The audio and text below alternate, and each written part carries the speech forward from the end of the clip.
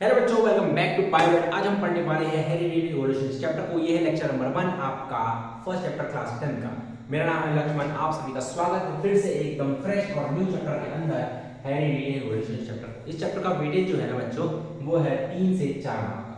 अब जो बच्चे मुझे नहीं जानते उन सभी को बता दूं, मेरा नाम है लक्ष्मण शिवनकर और मैं हूं आपका biology tutor with 2 years of experience. मैंने ऑनलाइन और ऑफलाइन दोनों तरीके से पढ़ा है, ऑफलाइन और ऑनलाइन दोनों तरीके से पढ़ाया है 2 साल बायोलॉजी, और मैं अपने एक्सपीरियंस को आपके साथ शेयर करने के लिए बिल्कुल ही तैयार हूं। तो अपने सीट की पीडीएफ बांध लीजिए, हाथ में पेन और पेपर लेके बैठ जाइए। यानी कि पेपर का मतलब भाई वो कॉपी ही लो, क्योंकि अगर तुम एक पेपर लोगे तो तुम उसमें कितना ही लिख पाओगे।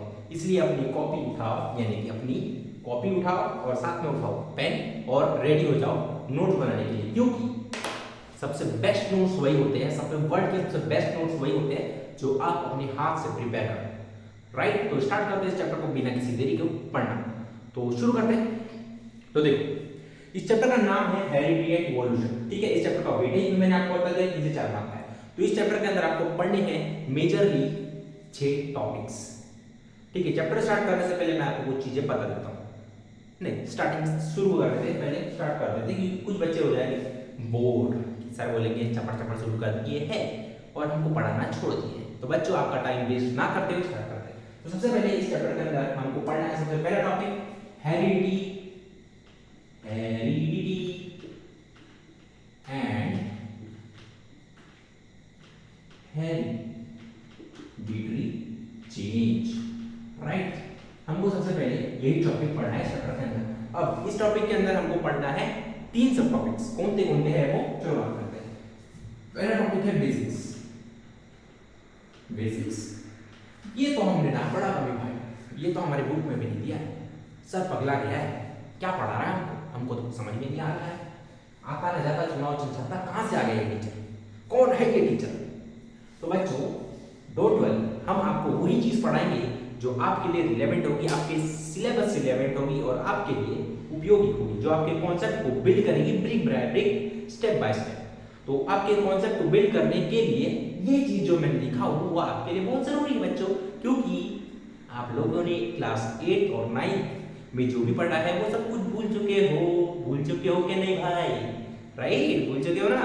तो वही चीज को हम रिकॉल करेंगे, उतना डेप्थ में नहीं जाएंगे, बट जो इस चैप्टर को समझने के लिए इंपॉर्टेंट है वही चीज को हम बिल्कुल ही डीप अंडरस्टैंडिंग के साथ में पढ़ेंगे, क्योंकि ये चैप्टर का वेटेज है 3 से 4 मार्क का।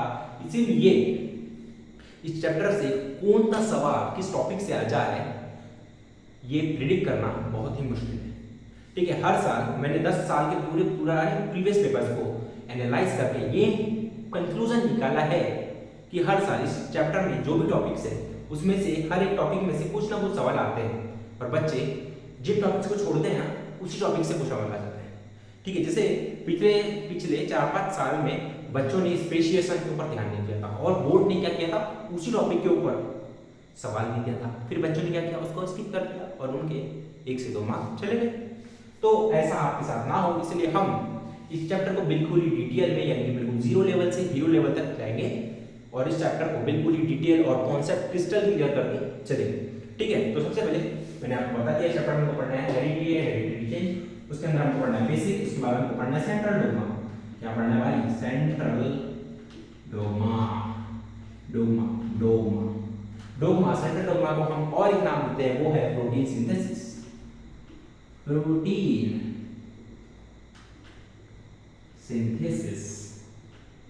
राइट, देन हमको पढ़ना है म्यूटेशन थ्योरी।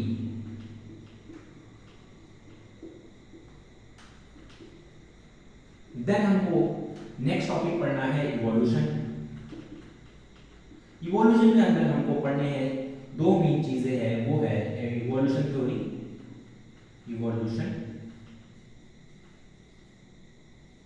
थ्योरी, देन हमको पढ़ना है एविडेंस ऑफ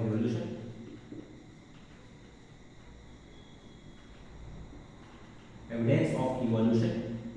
देन हमको पढ़ना है डार्विन्स थ्योरी। यहां मैं लिख रहा हूं कि यूजर सेट की जगह खत्म हो गई है, डार्विन्स थ्योरी, जिसको हम कहते हैं, क्या कहते हैं भाई, क्या कहते हैं, नेचुरल सिलेक्शन थ्योरी, ठीक है। फिर हमको पढ़ना है लेमार्किज्म,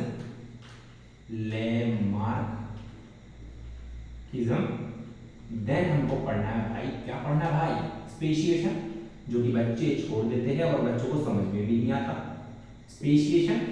देन हम पढ़ेंगे ह्यूमन इवोल्यूशन, ह्यूमन इवोल्यूशन एक ऐसा टॉपिक है ना जिसमें आपको थ्योरी इतनी ज्यादा मिल जाएगी, जिसमें आपको याद करने की चीजें इतनी मिल जाएगी कि बच्चे कंफ्यूज हो जाते हैं और उनको at the paper of the time उनके दिमाग में कुछ नहीं रहता और वो भूल जाते हैं सब कुछ, उनका कॉन्फिडेंस लेवल, यही जो टॉपिक है ना, ये जो मेन टॉपिक है ना, वो गिरा देता है। क्योंकि इसमें ना नाम ही ऐसे आ जाते हैं कि मुंह टूट जाता है, मुंह ही नहीं खुलता भाई बोलने की।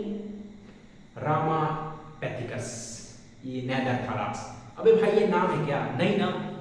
तो हम इन सभी टॉपिक्स को ट्रिक्स और टिप्स की मदद से बिल्कुल ही इसी तरीके से पढ़ेंगे, क्योंकि आपके साथ हूं मैं। तो स्टार्ट करते हैं इस चैप्टर को बिना किसी तरीके को पढ़ना, ठीक है।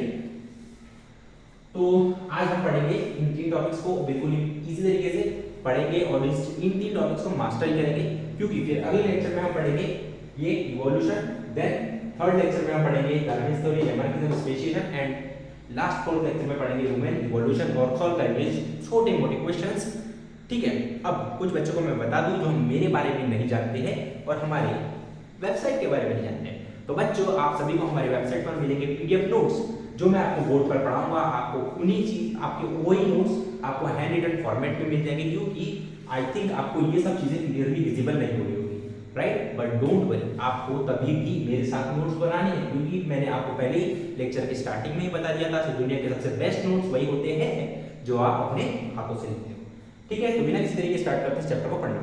तो सबसे पहले आज हम पढ़ेंगे हेरिडिटी एंड हेरिडिटरी चेंज में पढ़ेंगे, ठीक है। सबसे पहले आज हम ये टॉपिक को कवर करेंगे, राइट। तो मैं बिता लेता हूं और जिन्होंने बच्चे को नहीं लिखा है बच्चों को थोड़ा सा इनवाइट करो और लिखो फटाक से मेरे साथ साथ, ठीक है, क्योंकि आपके हाथ में कंट्रोल, राइट। तो इस चैप्टर को स्टार्ट करने से पहले मैं आपसे एक सवाल पूछता हूं, हम अपने माता पिता जैसे क्यों दिखते हैं? Why we look similar to our parents? जब तक मैं लिखता हूं क्वेश्चन तब तक आप सोचिए और मुझे आंसर बताइए कमेंट में। Why we look similar to our parents.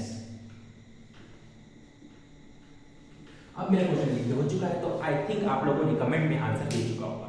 तो बच्चों हम अपने माता पिता से सिमिलर इसलिए दिखते हैं, हम अपने माता पिता जैसे इसलिए दिखते हैं क्योंकि हम उन्हीं की संतान है, और यही प्रूव करता है कि हम एक बाप की औलाद है और एक माँ की औलाद है, यानी कि हम अपने माता पिता से पैदा हुए हैं, इसलिए हम उनकी तरह दिखते हैं। तो मैं क्या लिख सकता हूं? मैं लिख सकता हूं because we are made up from our parents, यानी कि हम अपने माता पिता से बने हुए हैं, यानी कि उनके गैमेट से बने हुए हैं, गैमेट से बने हुए हैं। और जिसके कारण क्या हुआ है, इसके कारण क्या हुआ है, उनके जो बायोलॉजिकल कैरेक्टरिस्टिक्स है, यानी कि बायोलॉजिकल ट्रेट्स है, वो हमारे अंदर पास हो गए हैं, traits passed to us, right. ये कहना चाहते हैं ना आप, समझ गए मैं क्या कहना चाहता हूं? मैं कहना चाहता हूं हम अपने माता पिता से बने हुए हैं, यानी कि हम उनके गैमेट से बने हुए हैं, जिनके कारण उनके बायोलॉजिकल ट्रेट्स यानी कि उनके हेयर कलर, उनके आंखों कलर, उनके स्किन टोन और उनकी हाइट से मैच खाते हैं, क्योंकि उनके बायोलॉजिकल ट्रेट्स हमारे अंदर आए हैं किसके थ्रू? गैमेट्स के थ्रू, ठीक है। इसी को बोलते हैं हम हेरिडिटी बच्चों, इसी का हम बोलते हैं हेरिडिटी। अब मैं इसको थोड़ा सा डिटेल में एक्सप्लेन करता हूँ, ये तो ऊपर ऊपर की बातें होगी, अब मैं आपको एक्सप्लेन करता हूँ बिल्कुल ही डिटेल में। देखो फॉर एग्जाम्पल, ये है आपके पिताजी यानी कि फादर, ये है आपके पापा और ये है आपकी मॉम यानी कि मम्मी। आज खाने में क्या है मामा? मैगी। बच्चा चाहिए क्या? यार मैगी कौन खाता है? तो मम्मी के बनाते हैं रेड कलर के बाल, क्योंकि आई लव रेड हेयर्स। ये है रेड कलर के हेयर जो कि इनहेरिटेड वाली आपकी मॉम है, और ये है नटखट से आप नटखट, चमन, चोर यानी कि यू, ये है आप। ठीक है, तो मेरा कहना ये है आप अपने माता पिता जैसे इसलिए दिखते हो क्योंकि उनके जो बायोलॉजिकल कैरेक्टरिस्टिक्स है यानी कि बायोलॉजिकल ट्रेट्स जैसे कि hair colour, skin tone, height, right, teeth colour, eye colour, skin tone, ये सब आपके अंदर पास ऑन हुआ है किसके थ्रू? आपके माता पिता के थ्रू। यानी कि आपके अंदर क्या ट्रांसफर हुआ है? बायोलॉजिकल ट्रेट ट्रांसफर हुआ है, बायोलॉजिकल ट्रेट्स, इसलिए आप उनके जैसे दिखते हो, राइट। तो ये जो प्रोसेस है ट्रांसफर ऑफ बायोलॉजिकल ट्रेट्स या फिर ट्रांसफर ऑफ बायोलॉजिकल कैरेक्टर्स, इसी को हम कहते हैं हेरिडिटी। क्या कहा मैंने? The process of transfer of biological characters from one generation to another via gene is called heredity. मैंने क्या कहा? ये जो प्रोसेस है किसकी? ट्रांसफर ऑफ बायोलॉजिकल कैरेक्टर्स की, यानी कि बायोलॉजिकल ट्रेट्स के ट्रांसफर की, किसके थ्रू? जीन के थ्रू, एक जनरेशन से दूसरे जनरेशन में जाना, इसको हम क्या कहते हैं? Heredity, right. अब मैं इसको आपको थोड़ा सा डिटेल में समझाऊंगा। देखो मैंने क्या कहा? Transfer of biological characters from one generation to another generation via gene is called heredity. Heredity का मतलब क्या है? सिंपल सा मतलब तुम्हारे माता पिता के अंदर जो कैरेक्टरिस्टिक्स है यानी कि उनके skin colour, skin tone, skin colour का मतलब क्या होता है? Skin tone, hair colour, height, teeth, ये सब के जो कैरेक्टरिस्टिक्स है वो तुम्हारे अंदर आए किसके थ्रू? गैमेट्स के थ्रू, आई मीन जीन के थ्रू आए। इसी को, इस प्रोसेस को कहते हैं यानी कि ट्रांसफर होना एक जनरेशन से दूसरे जनरेशन के अंदर क्या? बायोलॉजिकल कैरेक्टर्स, इसको हम कहते हैं हेरिडिटी। अब कुछ जो बोलते हैं ना, अब जनरल से बात करते हैं। अगर आप पैदा होते हो तो स्टार्टिंग में क्या कहते हैं? जैसे कोई नया न्यू बॉर्न बेबी होता है तो हमारे दादा दादी क्या कहते हैं? ये अपने मम्मी पर गया है, अपने पापा पर गया है। तो ऐसा क्यों कहते हैं? क्योंकि उनके कैरेक्टरिस्टिक्स आपके अंदर आए। मे बी आपके पापा के कैरेक्टरिस्टिक्स आपके अंदर आ जाए, कुछ आपके पापा के कैरेक्टरिस्टिक्स आपके अंदर आते हैं, कुछ आपके मम्मी के कैरेक्टरिस्टिक्स आपके अंदर आते हैं, और यही इंडिकेट करता है कि आप उनके संतान हो, यानी कि आप उनके चाइल्ड हो। और इसी प्रोसेस को हम कहते हैं, क्या कहते हैं? हेरिडिटी। मींस ट्रांसफर होना बायोलॉजिकल कैरेक्टरिस्टिक्स का एक जनरेशन से दूसरे जनरेशन में, इसके थ्रू, जीन के थ्रू। अब ये जीन क्या होता है भैया? इस सब को समझने के लिए हमको पढ़ना पड़ेगा क्या? कुछ बेसिक कॉन्सेप्ट जो मैंने आपको पहले बताया। अब कुछ बच्चों को जीन और डीएनए सेम ही लगता है, जीन, डीएनए और गैमेट्स बच्चों को सेम ही लगता है।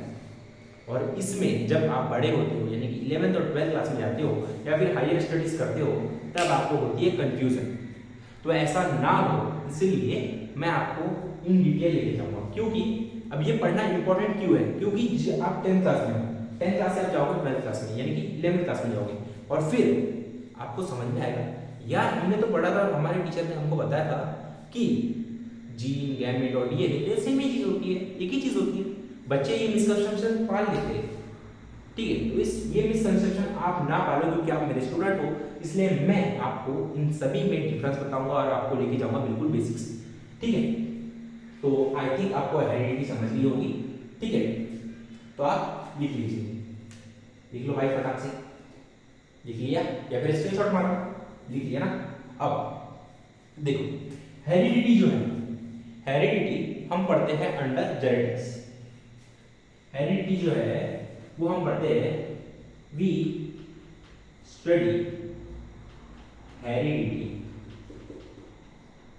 Under genetics.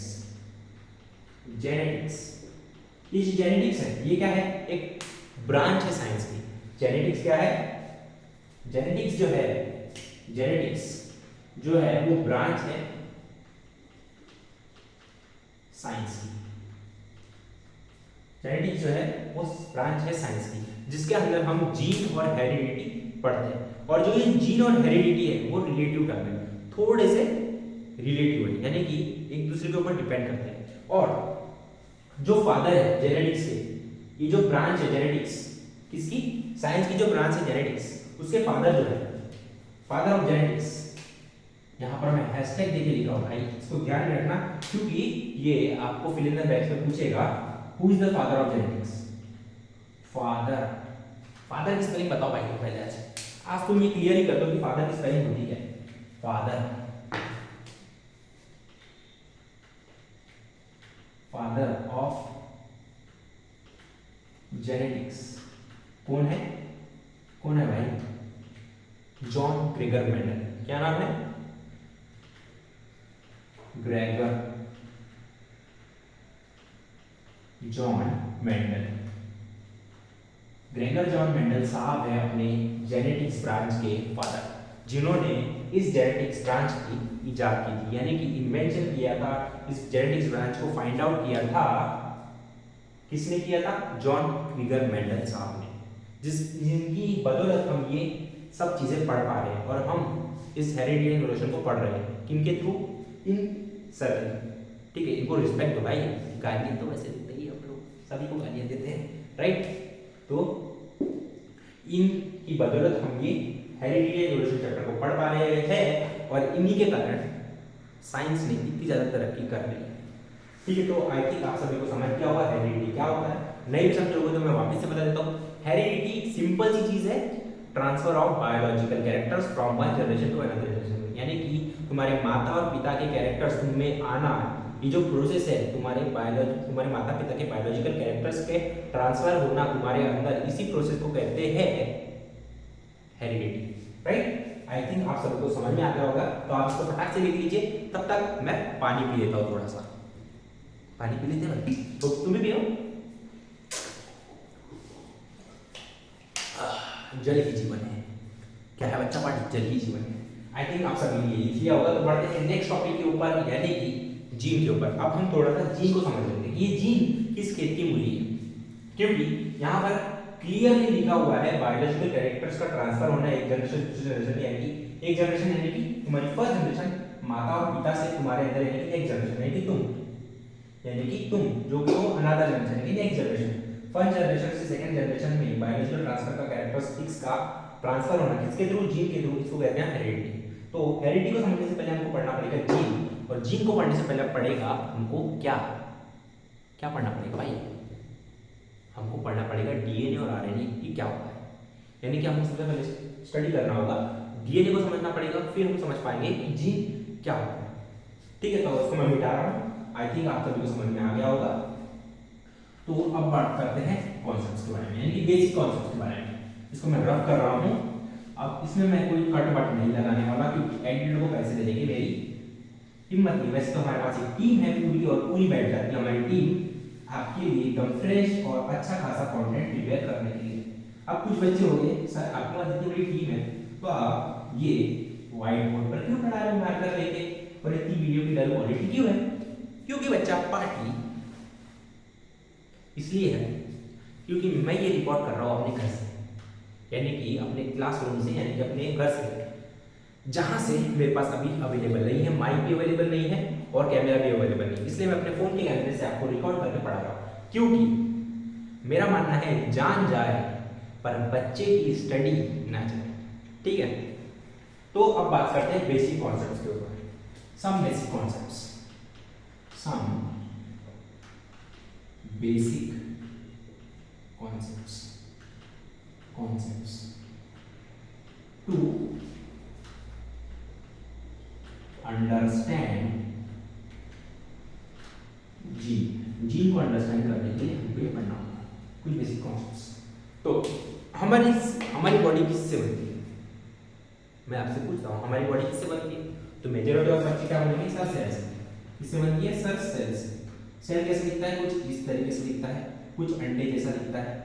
सेल का कोई शेप नहीं होता भाई, सेल का कोई शेप नहीं होता। सबसे पहली बात ये समझो, सेल किसी भी तरीके का हो सकता है।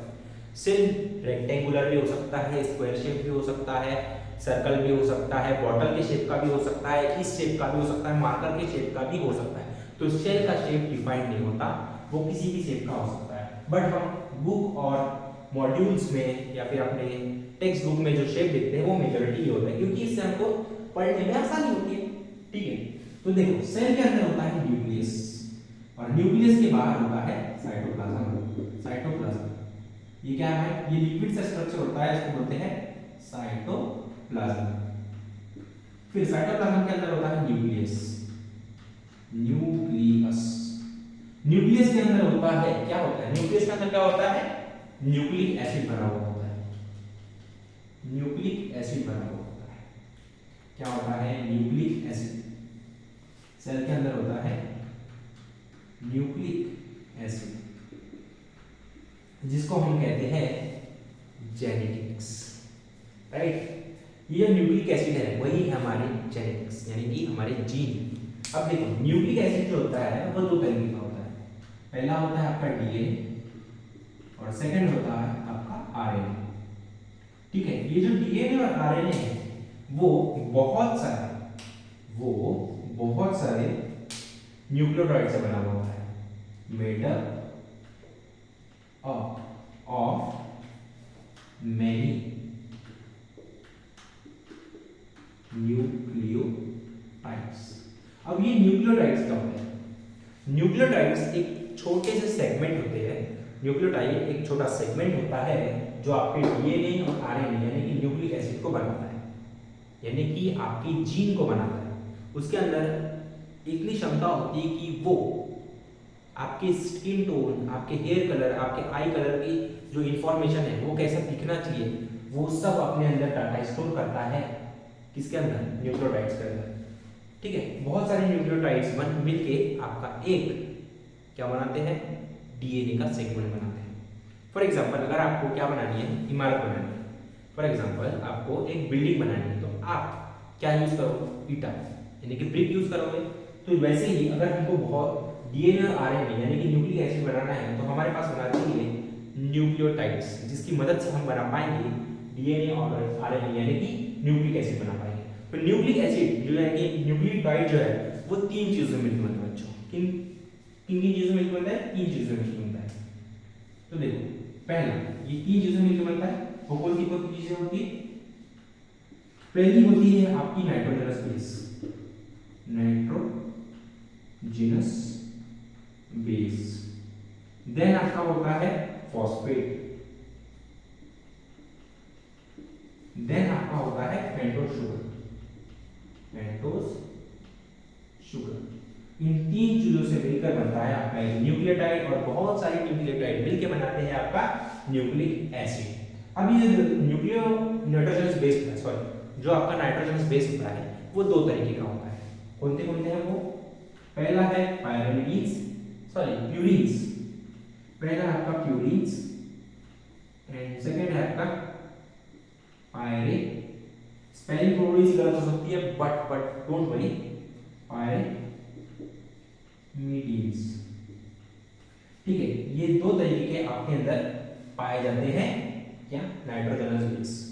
अब ये दो नाइट्रोजनस बेस कौन थे? प्यूरिन्स और पायरामिडीन्स मिलके बनाते हैं नाइट्रोजनस बेस। फिर इसके अंदर ऐड होता है फॉस्फेट, और उसके अंदर ऐड होता है पेंटोज शुगर, और फाइनली आपका बनता है एक न्यूक्लियोटाइड। और एक न्यूक्लियोटाइड बनाता है, एक न्यूक्लियोटाइड से तो कुछ नहीं होता, बहुत सारे न्यूक्लियोटाइड्स मिलके बनाते हैं आपका न्यूक्लिक एसिड, यानी कि डीएनए और आरएनए फॉर्म करते हैं। ठीक है, अब प्यूरिन जो होते हैं वो दो तरीके के होते हैं। कौन से तरीके के होते बच्चा बाकी? दो तरीके के होते हैं। पहला आपका आता है एडेनिन। सेकंड आता है आपका ग्वानिन।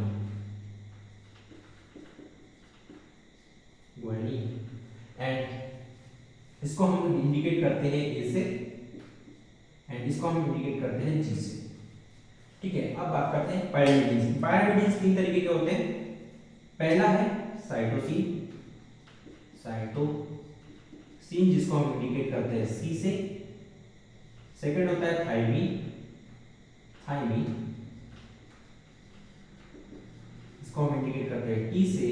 और थर्ड होता है यूरासिल, यूरासिल यानी कि इसको हम इंडिकेट करते हैं यू से। आई होप आपको दिख रहा हो, दिख रहा है ना भाई, दिख रहा है ना? नहीं दिख रहा हो तो मैं इसमें डार्क कर देता हूँ। यूरासिल इसको हम इंडिकेट करते हैं यू से।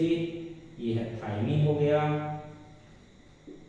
इसको हम इंडिकेट करते हैं टी से। ये हो गया साइटोसिन, इसको हम इंडिकेट करते हैं सी से। ठीक है, अब इसको भी मैं डार्क कर देता हूँ।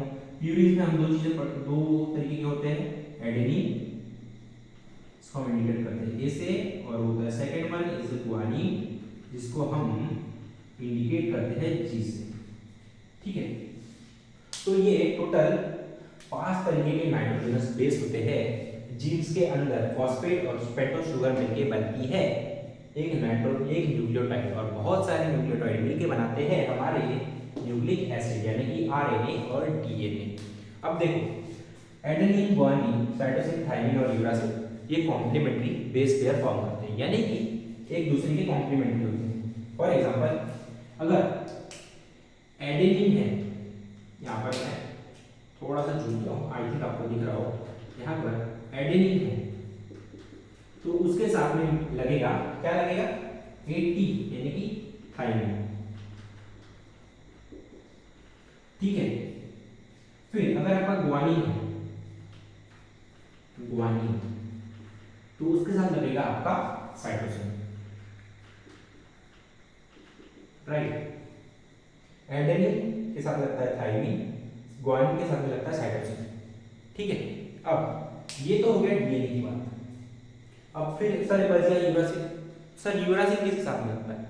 यूरासिल लगता है आपके एडेनिन के साथ में। किसके साथ में लगता है? यूरासिल,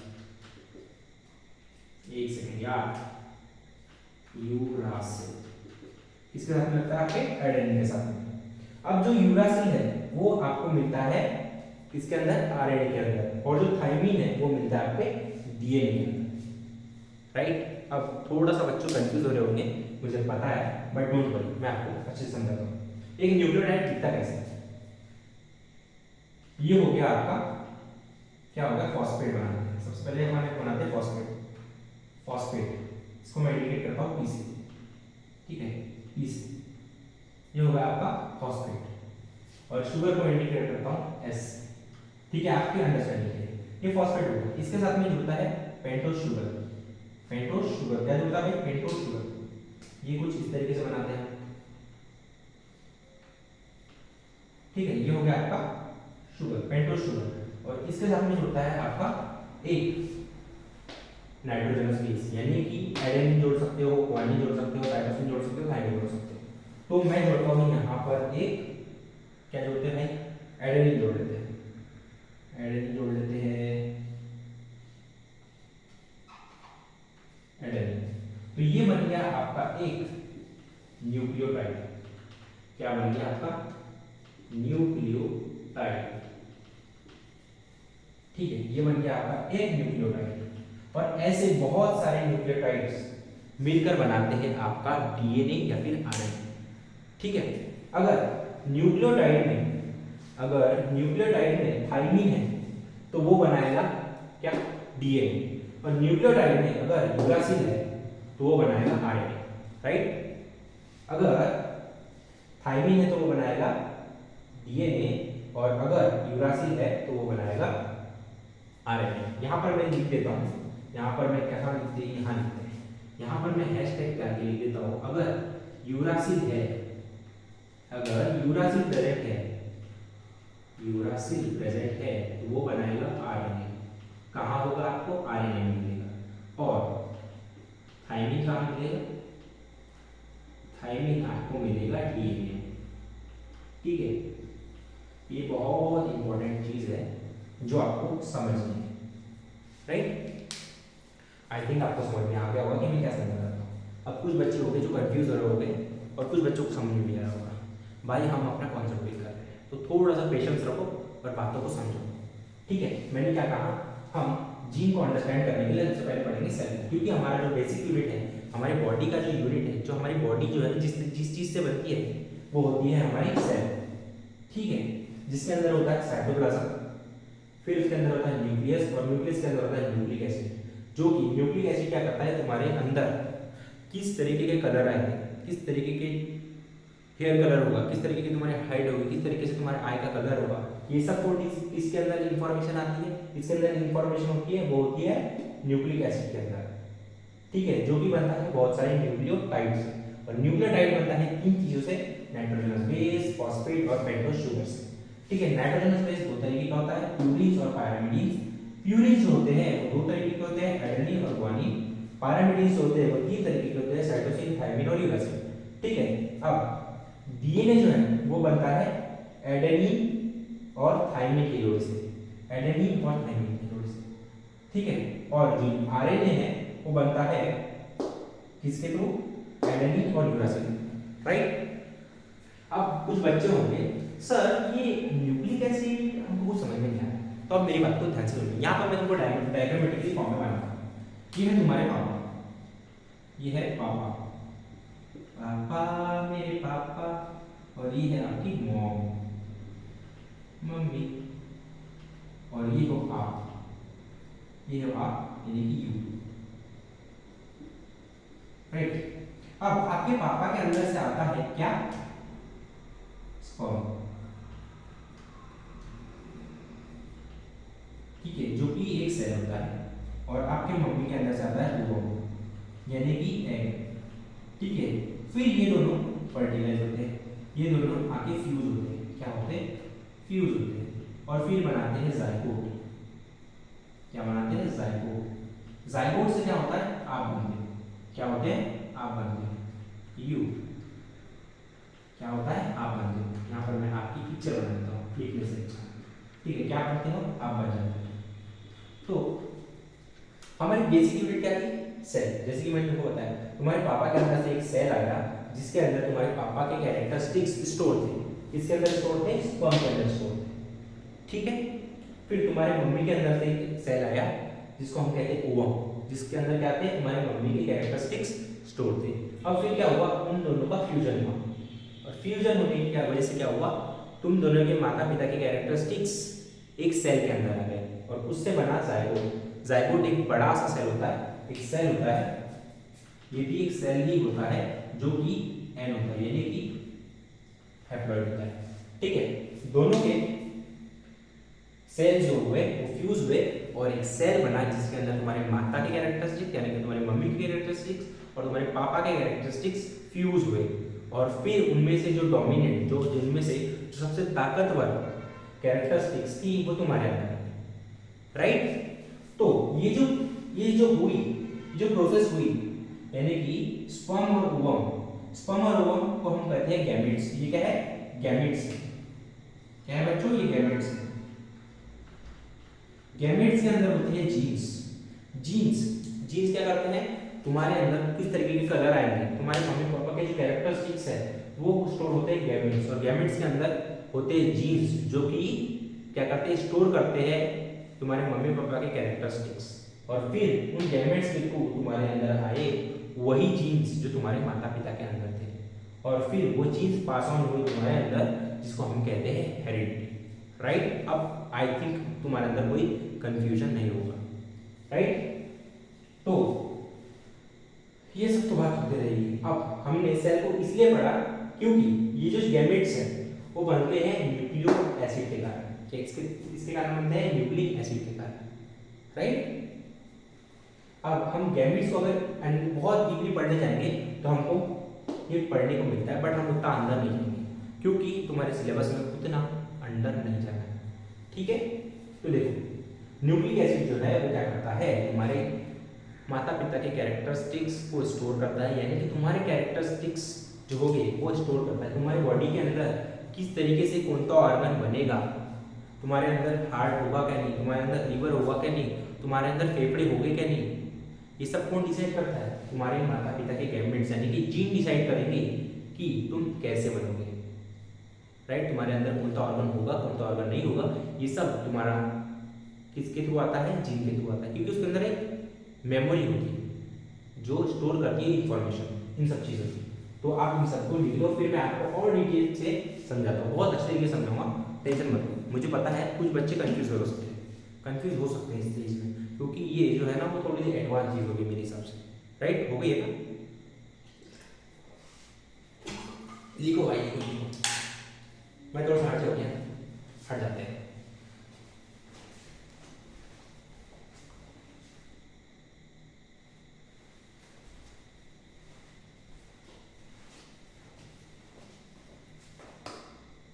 तो बच्चों आई होप आप सभी ने लिख लिया होगा। अब मैं इसको रफ करने जा रहा हूँ, मिटाने जा रहा हूँ, ठीक है, और थोड़ा सा अच्छे से समझेंगे। तो देखो अभी तक हमने क्या क्या पढ़ा, हमने पढ़ा न्यूक्लिक एसिड, ठीक है। न्यूक्लिक एसिड किन से बनता है, किन से बनता है भाई, न्यूक्लियोटाइड से बनता है। बहुत सारे न्यूक्लियोटाइड मिलकर बनाते हैं एक न्यूक्लिक एसिड, यानी कि डीएनए और आरएनए मिलकर बनाते, सॉरी डीएनए और आरएनए बहुत सारे न्यूक्लियोटाइड से मिलकर बनते हैं, ठीक है। और फिर वो डीएनए और आरएनए क्या करते हैं, हमारे गैमेट्स बनाते हैं, यानी कि जीन बनाते हैं जो हमारे माता पिता के कैरेक्टरिस्टिक्स हमारे अंदर लाते हैं, राइट राइट, ठीक है। तो मैंने क्या कहा, मैंने ये कहा ये जो न्यूक्लिक एसिड है, न्यूक्लिक एसिड है वो कैसे बनता है, made up of many nucleotides, right. एक न्यूक्लियोटाइड कैसा दिखता है, ये ले लो, मैंने ले लिया फॉस्फेट, ये ले लिया मैंने यहाँ पर पेंटोज शुगर, और यहाँ ले लिया एक नाइट्रोजनस बेस, यानी कि मैं ले लेता हूँ यहाँ पर एडेनिन, ठीक है। ये हो गया तुम्हारा एक न्यूक्लियोटाइड, ये कुछ इस तरीके से दिखता है। ये थोड़ा सा डिफरेंट कलर हो गया भाई, इसको थोड़ा कलर करते हैं, अच्छे तरीके से हाईलाइट करते हैं इसको, क्योंकि यही चीज़ है जो तुम्हारे कॉन्सेप्ट को बिल्ड करेगा। अब कुछ बच्चे बोर हो चुके होंगे, बट भाई जिस बच्चे को रियल में पढ़ना होगा ना वो एंड तक बना रहेगा, क्योंकि उसको ना पढ़ना तो है ही, बट उसको साथ में कॉन्सेप्ट को बिल्ड करना है, क्योंकि उसको अपना फ्यूचर सिक्योर करना है। फ्यूचर सिक्योर तभी हो सकता है जब तुम चीज़ों को रट्टा नहीं करोगे, तुम चीज़ों को समझते हुए चलोगे, तभी तुम्हारा फ्यूचर सिक्योर हो सकता है, और तुम अपने पेपर को अपने मन के हिसाब से अपने अपने वर्ड्स में लिख सकते हो। वैसे तो हर बच्चा क्या करता है, किताबी लैंग्वेज छाप लेता है, एक भोंदू बच्चा भी क्या करता है बताओ क्या, वो रट्टा मार लेता है, और फिर जैसे पेपर खत्म होते सब उड़ जाता है। फिर इस तरीके की पढ़ाई किस काम की, जब तुम वो पढ़ने के बाद कुछ याद नहीं ना रहे, जब तुम उस नॉलेज का एप्लीकेशन ही ना कर सको, तो वो नॉलेज किस काम का, राइट। ये सब बातें होती रहेंगी। तो मैंने तुमको क्या कहा, न्यूक्लिक एसिड जो रहता है वो बहुत सारे न्यूक्लियोटाइड से मिलकर बनता है, ठीक है। अब न्यूक्लिक एसिड जो होता है वो होता है दो तरीके के, मैंने तुमको बताया था कौन से, पहला होता है डीएनए और दूसरा होता है आरएनए। अब तुमको ये बात समझ में आएगी, अब तुमको ये बात क्लिक होगी कि मैंने तुमसे ये क्यों कहा कि बहुत सारे न्यूक्लियोटाइड्स मिलके बनाते हैं, क्या बनाते हैं, एक न्यूक्लिक एसिड बनाते हैं। न्यूक्लिक एसिड मैंने कहा दो तरीके के होते हैं, एक मे बी आरएनए हो सकता है, मे बी डीएनए हो सकता है। डीएनए का फुल फॉर्म होता है डीऑक्सी राइबो न्यूक्लिक एसिड, और आरएनए का फुल फॉर्म होता है राइबो न्यूक्लिक एसिड, राइट। यही फुल फॉर्म होता है। डीएनए का फुल फॉर्म होता है डीऑक्सीराइबोन्यूक्लिक एसिड एंड आरएनए का फुल फॉर्म होता है राइबोन्यूक्लिक एसिड, ठीक है। अब जो डीएनए का स्ट्रक्चर है, जैसे अगर तुम स्ट्रक्चर पढ़ते हो इसका डीएनए का, तब तुमको समझ में आता है कि मैंने तुमसे क्यों कहा था कि बहुत सारे न्यूक्लियोटाइड्स मिलके एक न्यूक्लिक एसिड बनाते हैं। तो हम सबसे पहले पढ़ते हैं स्ट्रक्चर। तो देखो डीएनए का स्ट्रक्चर जो होता है वो डबल हेलिक्स होता है, यानी कि डबल हेलिक्स होता है, डबल हेलिक्स, सॉरी एक सेकंड छोटी सी मिस्टेक हो गई है, डबल हेलिक्स नहीं डबल स्ट्रैंडेड होता है, डबल स्ट्रैंडेड होता है, डबल स्ट्रैंडेड होता है, जो कि हेलिक्स शेप होता है। हेलिक्स हेलिक्स हेलिक्स हेलिक्स की स्पेलिंग हेलिक्स शेप होता है, यानी कि ट्विस्टेड लेटर के समान। ठीक है, अभी मैं तुमको समझाऊंगा, डोंट वरी, आप अभी फिलहाल तो लिखो। ट्विस्टेड लेटर के समान होता है। इसके अंदर जो नाइट्रोजनस बेस होते हैं, नाइट्रोजेनस बेस जो यूज होते हैं इसको बनाने के लिए, वो होते हैं क्या क्या होते हैं, एक सेकंड, इसको ऐसे नहीं लिखते हैं, इसको लिखते हैं मेड अप। तब तुमको और थोड़ा अच्छा समझ में आएगा।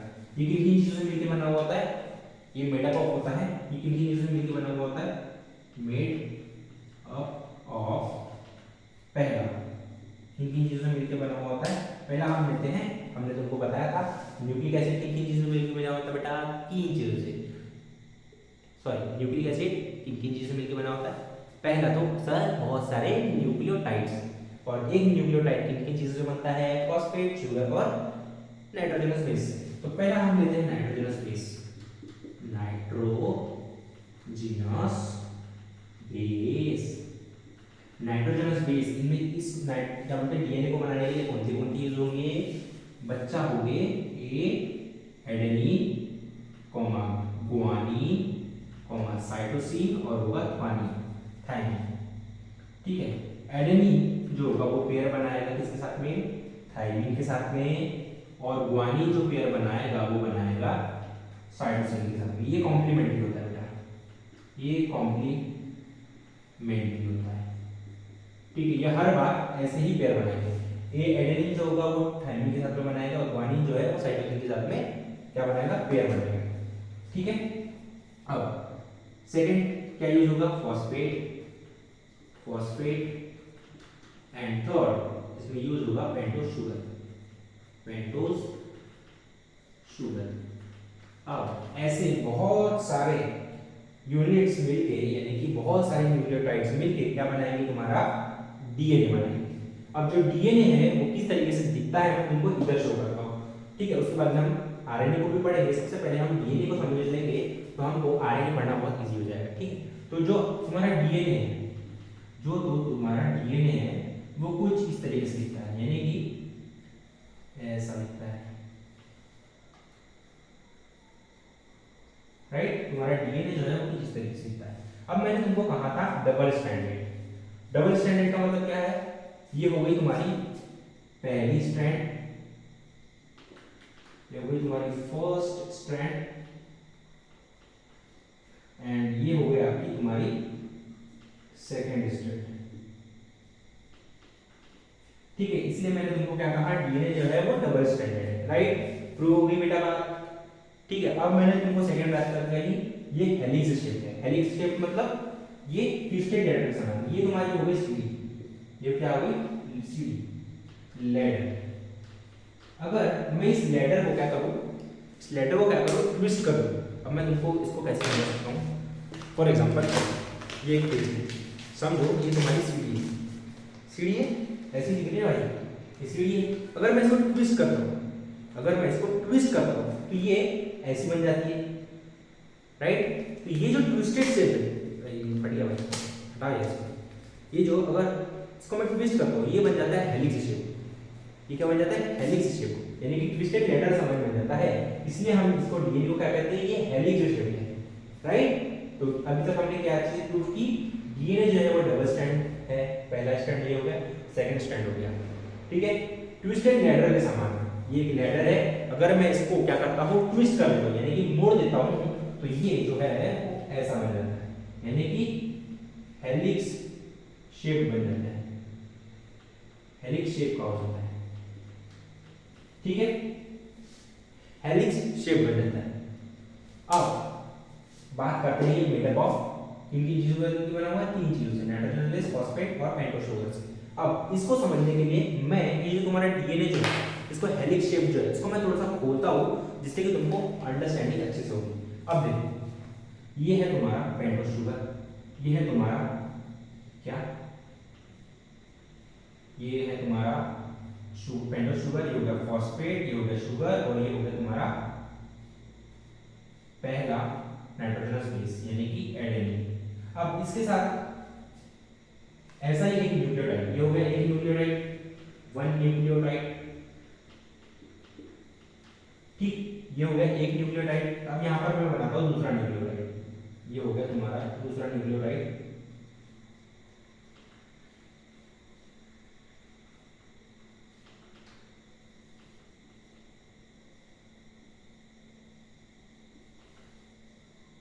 Second nucleotide. अब देखो ये एक न्यूक्लियोटाइड हो गया और ये सेकेंड न्यूक्लियोटाइड हो गया। ये एडेनिन जो है फिर पेयर बनाता है, मैंने तुमको बताया था किसके साथ में बनाता है, थाइमिन के साथ में। इसलिए एडेनिन ने किसके साथ पेयर बनाया, थाइमिन के साथ में पेयर बनाया। यानी कि ये जो स्ट्रैंड है ना बच्चों, ये जो स्ट्रैंड है ये चीज है, ठीक है। ये जो स्ट्रैंड होती है, ये जो स्ट्रैंड होती है वो बनती है फॉस्फेट और शुगर से, ठीक है। ये जो अंदर की स्ट्रैंड होती है, अंदर की जो लेडर्स होती है, ये जो चीज होती है वो बनती है ऐसे, एडेनिन और थाइमिन के बॉन्ड से बनती है क्या, ये एक सीढ़ी, ठीक है। ये कुछ इस तरीके से दिखती है। मैं यहाँ पर बनाता हूँ, एक सेकेंड, इसको तुमको खोल के दिखाता हूँ, बहुत अच्छे तरीके से हो जाएगा। ये हो गया तुम्हारा क्या, वन स्ट्रैंड, ठीक है। वन ये एक स्ट्रैंड हो गया, ये क्या बन गया तुम्हारा, एक स्ट्रैंड बन गया, ठीक है। अगर मैं इसको तुम्हें एक्सप्लेन करूँ थोड़ा अच्छे तरीके से, तो मैं आपको थोड़ा सा बैठ जाता हूँ। तो ये हो गया तुम्हारा फर्स्ट स्ट्रैंड, जो कि बनता है तुम्हारा फॉस्फेट से, फॉस्फेट प्लस शुगर से, राइट। और सेकेंड स्ट्रैंड ये हो गया सेकेंड स्ट्रैंड जो कि तुम्हारा बनता है अगेन फॉस्फेट और शुगर से। अब मैंने तुमसे कहा था जो डीएनए है वो बहुत सारे, जो तुम्हारा डीएनए है वो बहुत सारे न्यूक्लियोटाइड्स का सम है, यानी कि बहुत सारे न्यूक्लियोटाइड्स बनके तुम्हारा डीएनए और आरएनए बनाते हैं। तो अब देखो ये हो गया तुम्हारा एक न्यूक्लियोटाइड और ये हो गया दूसरा न्यूक्लियोटाइड। अब यहाँ से न्यूक्लियोटाइड में से तुम्हारे पास कौन सी चीज आ गई है, तुम्हारे पास आ गया है यहाँ पे फॉस्फेट और शुगर आ गया है, और इधर साइड पे आ गया है फॉस्फेट और शुगर। अब तुम्हारे क्या ऐड करना है यहाँ पे, सिर्फ नाइट्रोजनस बेस, क्या बनाने के लिए, डीएनए बनाने के लिए।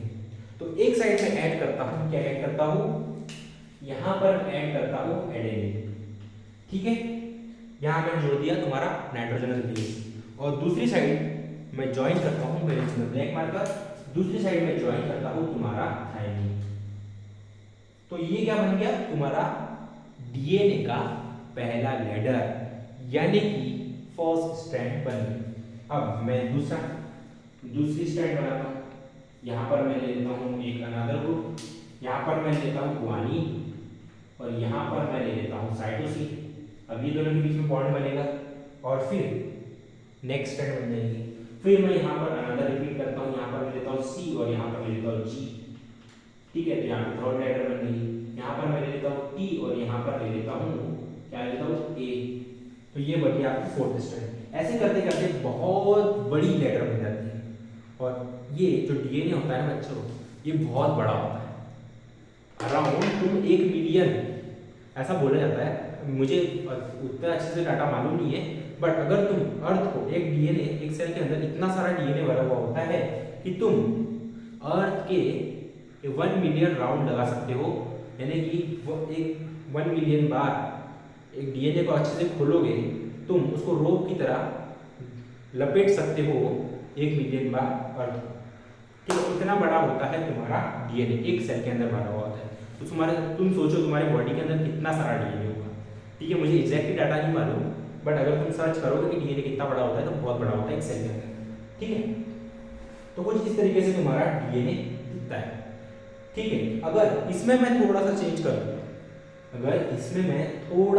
दूं, यानी कि अगर मैं इसको पूरा थोड़ा सा ट्विस्ट कर दूं, तो ये तुम्हारा बन जाता है कुछ इस तरीके से, और ये बन जाता है तुम्हारा परफेक्ट डीएनए। तो इसलिए मैंने कहा तुम्हारा जो डीएनए है वो डबल स्टैंडर्ड है, प्रूफ हो गया। क्योंकि इसमें पहली स्ट्रैंड है और दूसरी स्ट्रैंड है। सेकंड मैंने बात करी हेलिक्स शेप्ड है। अगर मैं इस लेटर को ट्विस्ट कर दूं तो ये कुछ हेलिक्स शेप बन जाता है, यानी कुछ इस तरीके से दिखता है, इसलिए ये क्या है, हेलिक्स शेप्ड है। थर्ड मैंने बात करी कि जो डीएनए है वो तीन चीजों से मिलकर बनता है, nitrogenous base, phosphate and sugar. ठीक है, मैं बार-बार चीजें इसलिए रिपीट कर रहा हूं क्योंकि ये चीज तुमको समझ में आनी चाहिए, तुम्हारे जहन में बैठ जानी चाहिए कि अगर कोई डीएनए बोलता है तो मुझे सिर्फ और सिर्फ तीन चीजें याद आनी चाहिए। सॉरी, तीन चीजें याद आनी चाहिए। पहली कौन सी चीज? पहली ये है डबल स्ट्रैंडेड, सेकंड ये है हेलिक्स शेप, और ये तीसरी बात जो कि बहुत इंपॉर्टेंट है वो किससे बना हुआ है? पहला वो बना हुआ है नाइट्रोजनस बेस से। नाइट्रोजनस बेस इसमें चार तरीके की चीजें हैं, एडेनिन, ग्वानिन, साइटोसिन और थाइमिन। ठीक है, एडेनिन पेयर बनाता है थाइमिन के साथ में, ग्वानिन पेयर बनाता है साइटोसिन के साथ में, और ये कॉम्प्लीमेंट्री है। हमेशा एडेनिन थाइमिन के साथ में पेयर बनाएगा और ग्वानिन साइटोसिन के साथ में ही पेयर बनाएगा। अगर गलती से ग्वानिन एडेनिन के साथ में पेयर बनाता है तो तुम लंगड़े या फिर लूले हो सकते हो, क्योंकि तुम्हारा डीएनए बनेगा ही क्या मैंने तुमको पहले ही कहा, एडेनिन थाइमिन के साथ में पेयर बनाएगा और ग्वानिन साइटोसिन के साथ में पेयर बनाएगा, और तभी तुम्हारा एक कंप्लीट डीएनए बनेगा। ठीक है, उसके बाद में थर्ड चीज आती है फॉस्फेट एंड सेकंड चीज आती है फॉस्फेट एंड थर्ड चीज आती है पेंटोज शुगर। ठीक है, इन तीनों चीजों से मिलकर बनता है एक न्यूक्लियोटाइड। यहां पर आ गई फॉस्फेट, शुगर और नाइट्रोजनस बेस, इससे क्या बना? एक न्यूक्लियोटाइड। ठीक है, फिर सेकंड चीज आई तुम्हारी, क्या आया भाई? सेकंड न्यूक्लियोटाइड आया, क्या आ गया? सेकंड न्यूक्लियोटाइड में क्या आ गया? फॉस्फेट आ गया, शुगर आ गया और क्या आ गया? Nitrogenous base. अब इन दोनों को मिला के मैंने बनाया एक डीएनए। क्या बनाया? एक डीएनए बनाया। ठीक है, ये तुम्हारा बन गया एक डीएनए। ठीक है, ऐसे बहुत सारे यूनिट्स अटैच करके मैंने एक बहुत बड़ा डीएनए बना लिया। एक डीएनए नहीं, मैंने छोटा सा स्मॉल यूनिट बनाया इसकी डीएनए की। Sorry, my mistake. कुछ बच्चे नहीं तो फिर मिसकंसेप्ट ले लेंगे, सर बोलेंगे सर ने गलत पढ़ा दिया। तो भाई मैंने एक न्यूक्लियोटाइड और दूसरे न्यूक्लियोटाइड को मिला के क्या बनाया? प्लस करके क्या बनाया? Small unit of DNA. एक छोटी सी यूनिट बनाया डीएनए की, और ऐसी बहुत सारी यूनिट्स को ऐड ऑन करते करते बहुत सारी छोटी यूनिट्स को, यानी कि third, fourth, fifth, six, seventh nucleotides को मिला के मैंने क्या बना दिया? एक बड़ा सा न्यूक्लियोटाइड बना दिया, यानी कि डीएनए बना दिया। सॉरी, बहुत सारे न्यूक्लियोटाइड्स को मिला के मैंने बना दिया डीएनए, जो कि फाइनली हमारा कुछ इस तरीके से दिखता है। ठीक है, अब मेरे को पता है बच्चों को थोड़ा सा गिचड़ हो गया, यानी कि थोड़ा सा क्या हो गया, वो थोड़ा सा कंफ्यूज हो गया होगा कि सर ने इसमें पूरी खिचड़ी बना दी है। तो भाई उसको सेपरेट कर देता हूँ, ये मेरी मिस्टेक है तो तुम टेंशन मत लो। ठीक है, तो ये हो गया अपर पार्ट, देन ये हो गया, इसको तुमको सेपरेटली लिखना पड़ेगा भाई, तभी तुमको समझ में आएगा। मेरा ब्लैक मार्कर कुछ काम नहीं कर रहा भाई। ये हो गया, पहले तुमको लिखना है ये, सेकंड आपको लिखना है ये, एंड थर्ड आपको लिखना है। ठीक है, आई होप आपको समझ में आ गया होगा कि डीएनए किस तरीके से बनता है। राइट, मैंने तुमको क्या कहा, डीएनए जो है वो ट्विस्टेड है, यानी कि हेलिक्स शेप्ड है, डबल स्ट्रैंडेड है, और इसमें जो नाइट्रोजनस बेस यूज होते हैं वो होते हैं एडेनिन, ग्वानिन, साइटोसिन और थाइमिन। एडेनिन पेयर बनाता है थाइमिन के साथ में, ग्वानिन पेयर बनाता है साइटोसिन के साथ में। इसमें यूरासिल यूज होगा क्या? नहीं होगा। यूरासिल किस यूज होगा? आरएनए यूज होगा, और वो कैसे यूज होगा बाद में बात करते हैं। ठीक है, फिर इसके अंदर फॉस्फेट आ जाएगा और पेंटोज शुगर आ गया। फॉस्फेट और पेंटोज शुगर क्या बनाते हैं? तुम्हारे डीएनए का एक स्ट्रैंड बनाते हैं, यानी कि जो साइड की रॉड होती है, साइड का जो स्ट्रैंड होता है वो कौन बनाता है? शुगर और फॉस्फेट बनाता है। सेकंड स्ट्रैंड में भी देखो, यहाँ पे मैंने लिखा है फॉस्फेट और शुगर मिलकर क्या बनाया है? तुम्हारी जो ब्लू वाली लाइन है, यानी कि तुम्हारा जो स्ट्रैंड है वो बनाया है। ठीक है, अब इन दोनों स्ट्रैंड्स को कनेक्ट करने का काम कौन करता है? नाइट्रोजनस बेस काम करता है। इसके थ्रू हमारा क्या बनता है? डीएनए बनता है। डीएनए का एक स्ट्रक्चर वो बनता है। डीएनए से क्या बनता है? प्रोटीन बनता है। आगे बात करते हैं ठीक इसके बारे में।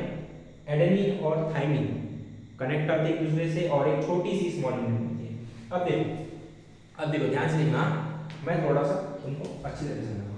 ये हो गया तुम्हारी एक यूनिट, ये हो गई तुम्हारी सेकंड यूनिट। और इन दोनों को मिला के क्या बना तुम्हारा एक स्मॉल यूनिट बनी किसकी, डीएनए की, राइट। और फिर ऐसे करते करते बहुत सारी यूनिट्स मिलके तुम्हारा फाइनली एक बड़ा सा डीएनए बनाती है, जो कि बाद में प्रोटीन बनेगी। ठीक है, इसके बारे में हम बाद में बात करते हैं। ठीक है, मे बी सेंट्रल डॉगमा कल ही होगा, क्योंकि अभी तो बहुत ज़्यादा टाइम हो चुका है। ठीक है, तो अभी हम आरएनए को खत्म करते हैं, फिर स्टार्ट करेंगे किसको, सेंट्रल डॉगमा को कल स्टार्ट करेंगे, कोई टेंशन की बात नहीं, लगेंगे 4 घंटे, कोई दिक्कत की बात नहीं। ठीक है, आई होप आपको समझ में आ गया, आप इसको फटाक से लिख लीजिए। तब तक मैं क्या हल्का हो जाए, आ जाओ हल्का होकर आता हूँ, तुम कर लो जो करना है, यानी कि लिख लो फटाक से। और जो अगर नहीं समझ में आ गया हो, नहीं समझा हो, तो कमेंट में लिखो सर नहीं समझा, तो मैं तुम्हारे लिए फ्रेश न्यू लेक्चर रिकॉर्ड करूँगा। ठीक है, क्योंकि मुझे बच्चों का मतलब मुझे बच्चों से बहुत ही ज़्यादा प्यार है भाई। अगर मेरा ऐसा मानना है, अगर मुझे बच्चे को समझाने नहीं आ रहा है, अगर मुझ में कोई कमी है तो मैं उसको सुधारूँ।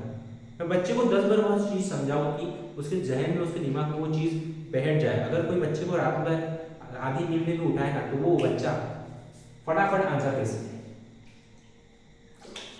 लिखो, मैं हल्का हो गया।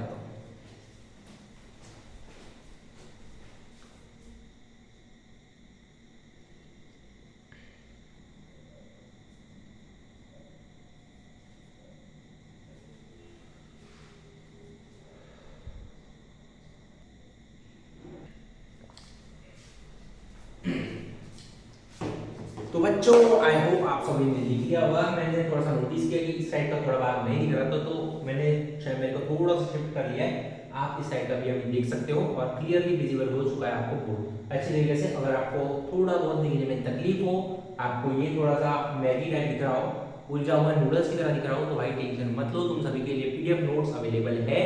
जाओ डिस्क्रिप्शन में, तुमको उसकी लिंक मिल जाएगी नोट्स की, और साथ में डीपीपी की भी नोट्स मिलेगी, डीपीपी की नोट्स मिलेगी और टेस्ट की भी नोट्स मिलेगी। अभी मेरे टीम ने आके मुझे बताया कि सर टेस्ट पेपर भी रेडी हो चुके हैं, तो आपको कुछ नहीं करना है, 1 घंटा स्टॉप करना है, यानी कि खाली पीली बैठो और टेस्ट पेपर सॉल्व करो। इसी लेक्चर के ऊपर बेस्ड होगा वो टेस्ट पेपर और डीपीपी। तो जाओ और सॉल्व करो फटाफट से, मतलब लेक्चर खत्म करने के बाद। हाँ प्लीज़, क्योंकि अगर तुम लेक्चर के फ्लो को तोड़ते हो तो तुमको कुछ समझ में नहीं आने वाला।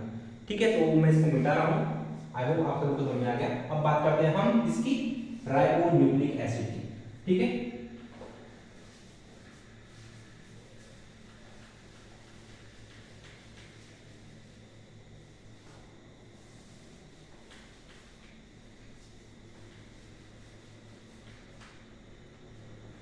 अब देखो आरएनए की बात करते हैं, ribose nucleic acid. I hope आपको डीएनए समझ में आ गया होगा।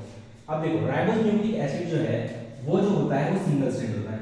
अभी तो हमने पढ़ा कि डीएनए जो होता है वो डबल स्ट्रैंड होता है, बट जो आरएनए होता है वो सिंगल स्ट्रैंडेड होता है, सिंगल स्ट्रैंडेड होता है। अब सिंगल स्ट्रैंडेड है तो इसमें कोई झंझट की बात ही नहीं है, सिंगल स्ट्रैंडेड है। ठीक है, अब ये सिंगल स्ट्रैंडेड है और ये बना हुआ होता है मेड अप ऑफ किन किन चीजों मिलकर बना होता है भाई? पहले तो नाइट्रोजनस बेस, नाइट्रोजिनस बेस। अब मुझे पता है बच्चे अपने आप से लिखना स्टार्ट कर देंगे, नाइट्रोजनस बेस, फिर आता है अपना फॉस्फेट, फॉस्फेट, देन हमारा आता है शुगर। कौन सी शुगर भाई? Pentose sugar, pentose sugar. भाई क्या शुगर का मतलब ये तो नहीं कि जो हम चाय में मिला के पीते हैं वो वाली शुगर नहीं भाई, ये पेंटोस शुगर है। ठीक है, मॉलिक्यूलर लेवल की पेंटोस शुगर।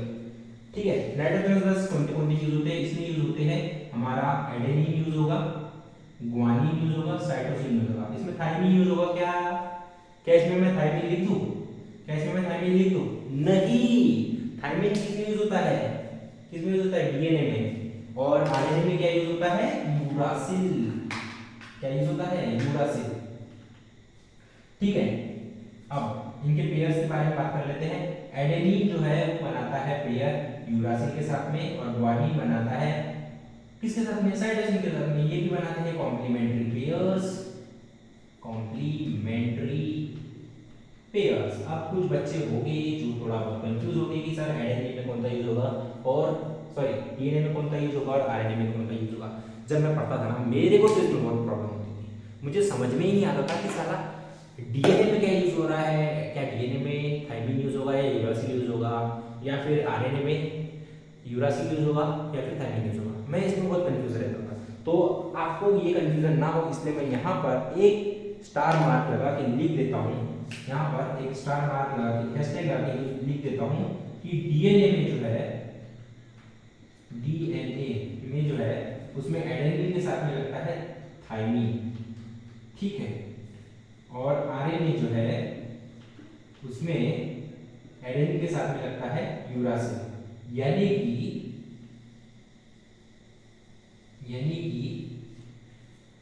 क्या, यूरासिल, यानी कि यूरासिल जो है, यानी कि you only present in RNA. ये बहुत मिलियंस की बात है, यानी कि 100 करोड़ मिल जाएगा अगर आपने इस चीज को अच्छे से समझ लिया, यानी कि 100 आउट ऑफ 100 मेरी तरफ से मिलेंगे अगर तुमको ये चीज समझ में आ गई, ठीक है। तो अगर तुमको ये चीज समझ में आ गई हो तो लाइक करो भाई, ठीक है, क्योंकि ये चीज समझने के लिए ना मैं बहुत कंफ्यूज था। मेरे टीचर ने मुझे माथा पटक पटक के समझाया, बेटा बेटा आरएनए में यूरासिल होता है, यानी कि यूरासिल जो है वो सिर्फ और सिर्फ तुमको आरएनए में ही मिलेगा, डीएनए में मिलेगा क्या नहीं। अगर मैं डीएनए में लिख दूं यूरासिल तो क्या बन जाएगा, वो डीएनए रहेगा क्या नहीं, वो क्या हो जाएगा, आरएनए हो जाएगा।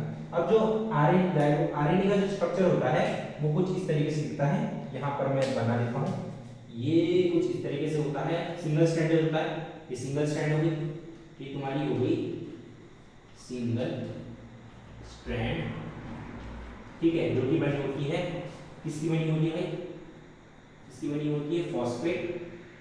फिर से अगले तुमको नहीं दिखेगा, एक बार चेक कर लूंगा मैं, तुमको दिखेगा क्या, नहीं दिखेगा, एक सेकंड, हाँ लगा ही मुझे नहीं दिख रहा है, लगा ही नहीं दिखेगा। तो यहाँ पर मैं बिठाता हूँ और फिर से अच्छे से बनाते हैं। देखो मैं थोड़ा सा बैठ जाता हूँ, ये हो गया तुम्हारा आरएनए जो कि कुछ इस तरीके से होता है, ये होगी तुम्हारी सिंगल स्ट्रैंड जो कि बनती है तुम्हारी फॉस्फेट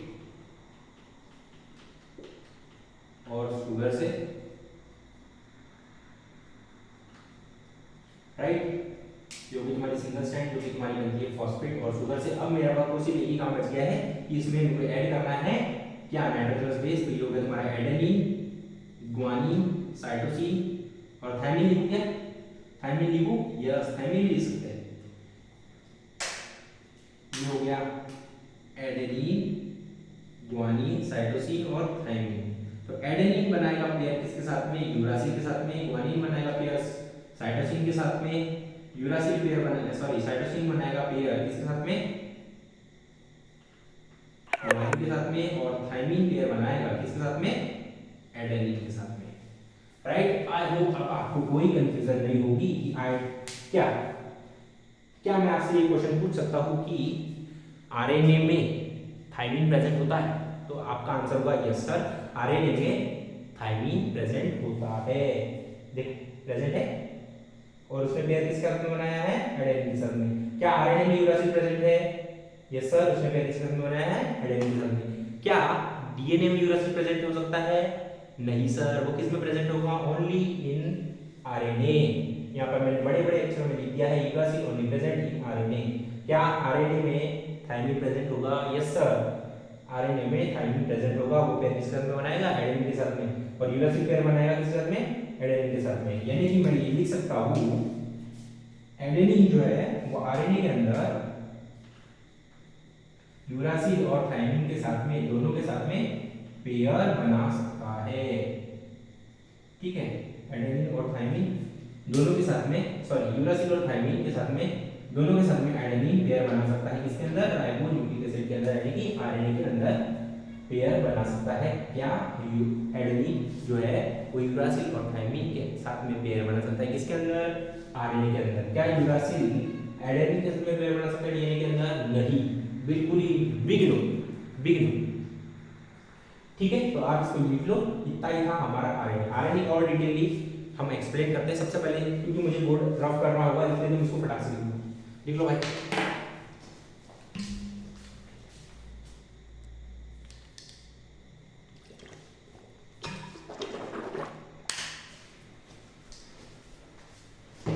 आई होप आप सभी ने लिख लिया होगा। अब बात करते हैं आरएनए की। इन सबको मैं मिटा रहा हूँ क्योंकि मुझे आरएनए को बहुत अच्छे तरीके से एक्सप्लेन करना है और तुम्हारा मेजॉरिटी ऑफ जो सेंट्रल डोग्मा है वो डिपेंड करता है तुम्हारे आरएनए के ऊपर। तो देखो बच्चों, आरएनए जो है वो 3 तरीके का होता है। आरएनए जो है वो 3 तरीके का, आगे लिखते हैं हम। आरएनए जो है वो 3 तरीके का होता है। पहला होता है एमआरएनए, टीआरएनए और आरआरएनए। आरएनए जो है वो 3 तरीके का होता है। पहला होता है आरआरएनए, टीआरएनए और एमआरएनए। ठीक है, मैं सबसे पहले यहाँ पे 2-3 चीजें नोट करना चाहूंगा। यहाँ पर लिख देते हैं आरएनए के अंदर उनको मिलेगा कौन से नाइट्रोजन स्पेस मिलेंगे, ए, टी, जी, सी और यू। ये 4 तरीके के नाइट्रोजन स्पेस प्रेजेंट होंगे किसके अंदर, आरएनए के अंदर। आरएनए के अंदर ए जो है वो एडेनिन जो है वो थाइमिन और यूरासिल के साथ में, दोनों के साथ में पेयर बना सकता है। यूरासिल सिर्फ तुम्हारे आरएनए के अंदर प्रेजेंट होगा। और डीएनए के अंदर क्या क्या प्रेजेंट होगा, डीएनए के अंदर तुम्हारा ए, टी और जी और सी। ठीक है, तुम्हारे आरएनए के अंदर 5 तरीके के न्यूक्लियोटाइड होते हैं। डीएनए के अंदर 4 तरीके के न्यूक्लियोटाइड्स होते हैं। कौन कौन से, आरएनए के अंदर ए, डी, जी, सी, यू और डीएनए के अंदर ए, डी, जी, सी। ठीक है, आरएनए के अंदर ए जो है वो थाइमिन और ग्वानिन के साथ में, दोनों के साथ में पेयर बना सकता है। बट अगर यूरासिल आया तो वो सिर्फ एडेनिन के साथ में बनाएगा और थाइमिन सिर्फ और सिर्फ ए के साथ में बनाएगा। टी और यू, टी के साथ में यू बना सकता है क्या, नहीं, रॉन्ग, ये रॉन्ग है। ठीक है, तो देखो मैंने तुमको बताया आरएनए 3 तरीके का होता है। कौन से तरीके का होता है, देखो पहला होता है आरएनए, पहला होता है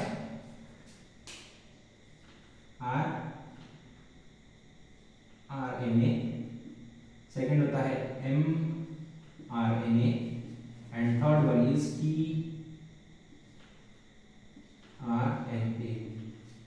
एमआरएनए का मतलब होता है ribosomal RNA, ribosomal RNA. MRNA का मतलब होता है मैसेंजर आरएनए